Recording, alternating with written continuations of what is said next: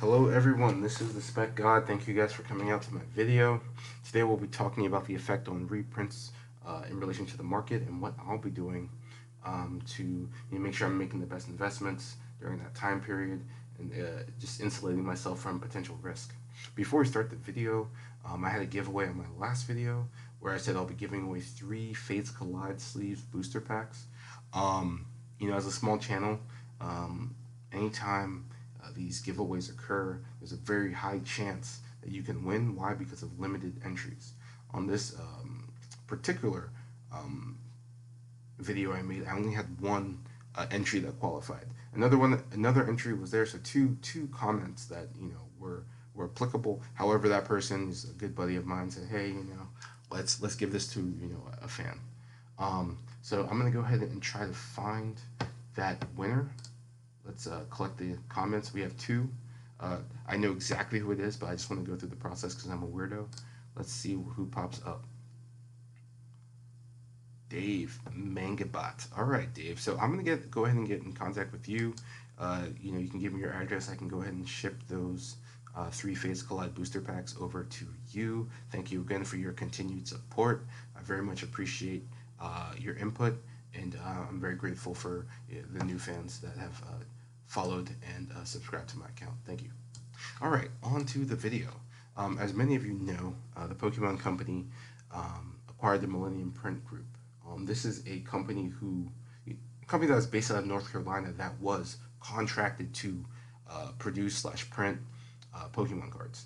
They printed other cards and printed products, but now that they have been purchased by Nintendo, they will exclusively produce Pokemon cards. This seems like a smart move to me. This is a good way to use the funds that Pokemon has received over the last 2 or 3 years, because with the boom and the increased amount of activity with Pokemon cards, they've been selling out of a lot of stuff.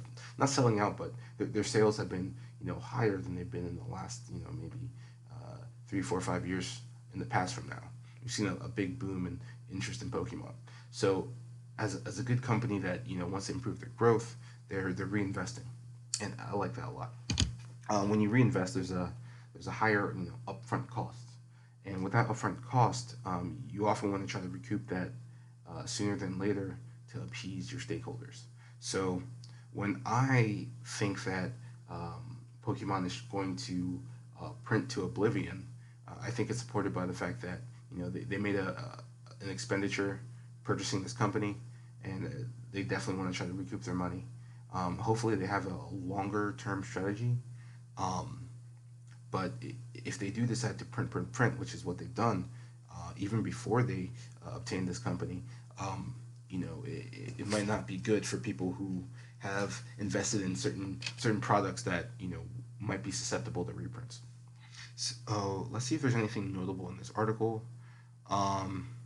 This is Game Rant.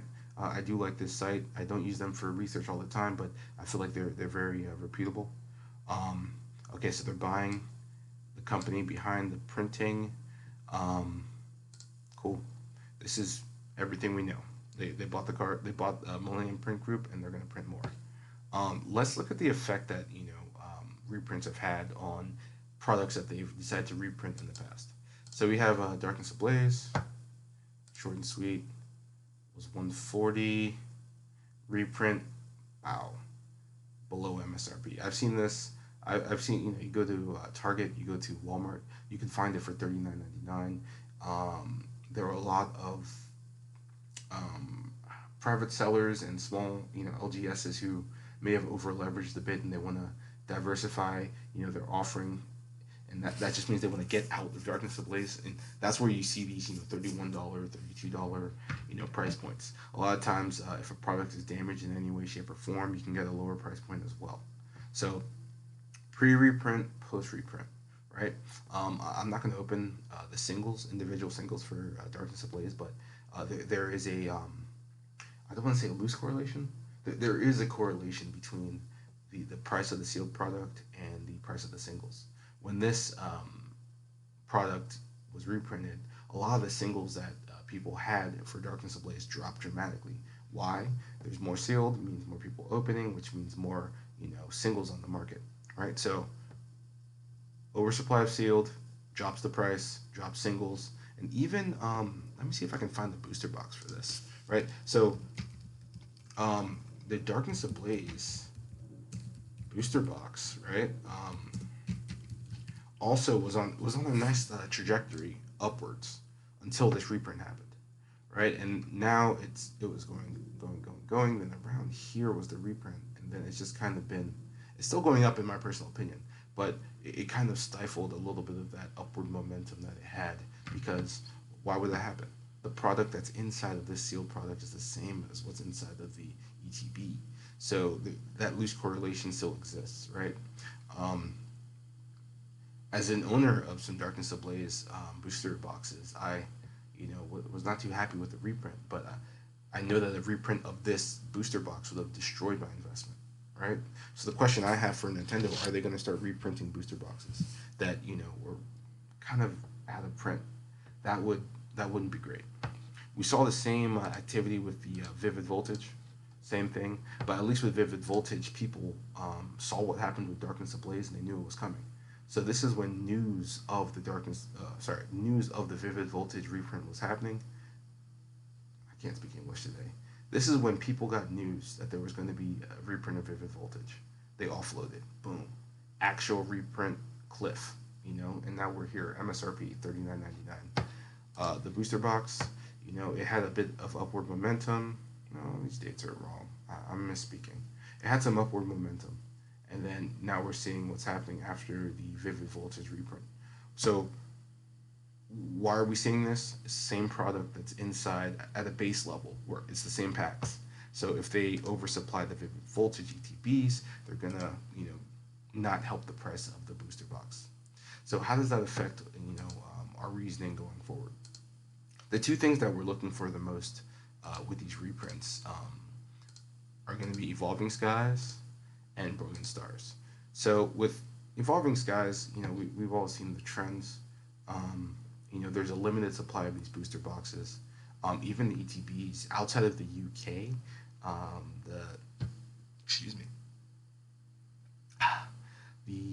there's a limited supply of these, and so we're seeing, the boxes go up. We're seeing the ETBs go up, and because the higher end cards, exist in these boxes, there's also, like I said, there's that correlation between the box price and the singles price, because without the box there is no single, right? So we're seeing the VMAX Umbreon Alt Arts, the Rayquaza VMAX Alt Arts just going sky high because this is in high demand, and they're harder to get. So right now we have a price of 186.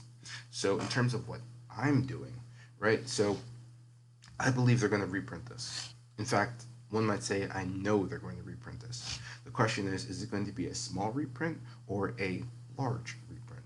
A small reprint,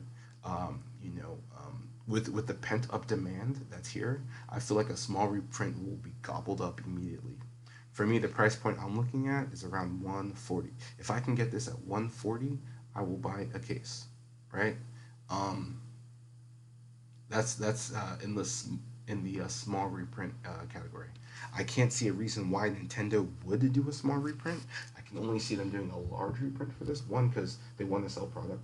Two, it's competitive, or rather, competitive Pokemon card. The game is a bit more active now. Now that the pandemic is a bit less of an issue, so they want cards in the hands of people who actually play the game. If you're making a set, you want to have access, and if you don't have access, what do? Like, I'm not gonna ask. If I was the owner of Pokemon, it would be tough for me to ask an 8-year-old child to purchase a $200 booster box just so they can play the game. So I can only see a big reprint coming for Evolving Skies. They have the printing capacity. They know there's demand, and they just know this can sell.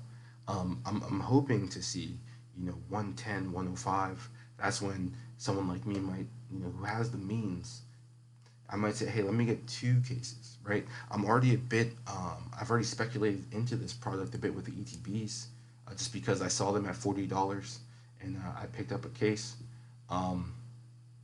I wanted to get more, but I saw the sideways action on the ETBs, and I got a bit fearful. In hindsight, I should have picked up more, but that's a story for another time. What would I do if I currently had a lot of Evolving Skies inventory?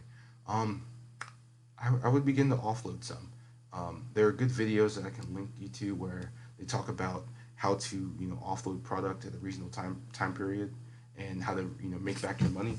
If you bought these at $100, you could sell half of your inventory, double your money, make back everything that you paid, and you essentially have free Evolving Skies booster boxes, just half of what you bought.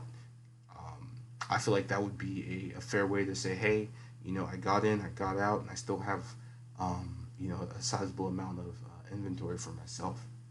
Um, so yeah, because we know the reprint is happening, we just don't know when.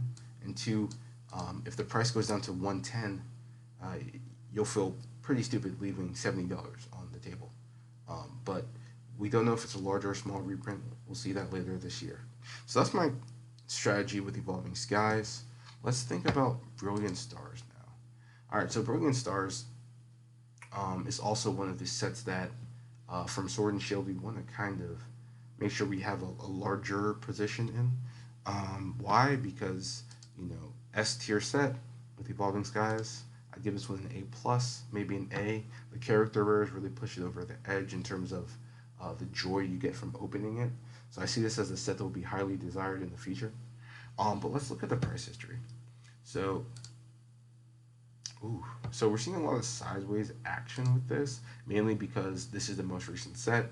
You can get this everywhere, but at what price? A 143 to me means that there is inventory, but it's shrinking. And we know a reprint is coming for, is it wave 2 or wave 3? I'm not too sure. Let's just call it wave 2. We know that's coming. That's a guarantee. So we're going to see these prices drop. There's also a pent-up demand for Brilliant Stars. If this goes below $100, you definitely need to pick up as many as you can. And by that, I mean, you stick to your game plan, but for someone like me, like, I'd like to have a case of every single set in Sword and Shield, and this is one that I might get two of. Why? Because I just believe in it so much. Um, but yeah, long story short, reprints happen, big or small, on Brilliant Stars. I see it going, below that, 110 level. Um, for Evolving Skies, if there's a small reprint, dude, this chart might go down for like a day and might come back up. There's that much demand for Evolving Skies. There are, and I kid you not, there are hundreds of people just like me waiting for that day that, oh shoot, they announced a reprint and you can just get as much as you can. But a large reprint, a la Darkness Ablaze ETBs, where there's just too many of it on the streets, that could really tank the price, and that could make this a very, very, very attractive option for purchasing in that between 100 and 125 area. But anyway, that's all I got. Just want to let you know my thoughts on these reprints. I'll definitely be purchasing, post reprint just to just get my position and sit on it.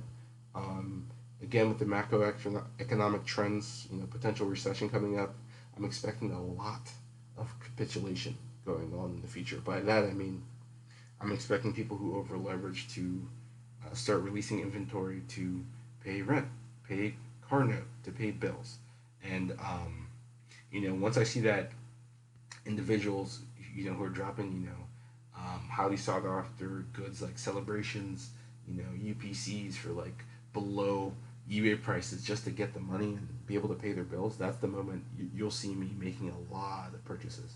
Everything will be on a discount. But who am I can't tell the future.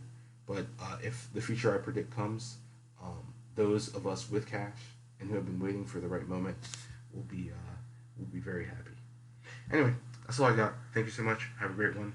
Don't forget to like, comment, subscribe, and I appreciate your viewership.